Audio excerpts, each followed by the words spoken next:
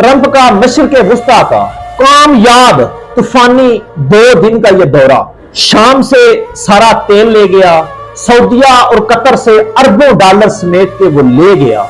और यारा ये जो देने वाले, ये जो अरबों डॉलर दे रहे हैं, जहाज दे रहे हैं, इनको ये नहीं पता कि वो हबीस इन्हीं पैसों के साथ हमारे फलस्तीन के मजलूम मुसलमानों पर ये बम बरसाएंगे, उन पर मिसाइल मारेंगे, उनका कत्ले आम करेंगे। अपनों को तो तुम एक सीरत ना दे सके, अपनों को तो तुम एक नवाला खाने का ना दे सके, और अब उसको तुमने सारे तेल दे दिए, अरबों डॉलर दे दिए, अरबों रियाल तुमने उसको दे दिया। तुम्हें शर्म ना आई? और डूब के मर जाओ, क़यामत को अल्लाह को क्या जवाब दोगे? और रसूलुल्लाह सल्लल्लाहु अलैहि वसल्लम का सामना कैसे करोगे कि एक तरफ अरबों डॉलर उस मुनाफिक को, उस काफिर को दे दिए, और जो जुल्म मुसलमानों पर ढा रहा था न दिया, तो एक लुकमा भी फलस्तीन के मजलूम मुसलमानों को रोटी का ना दिया।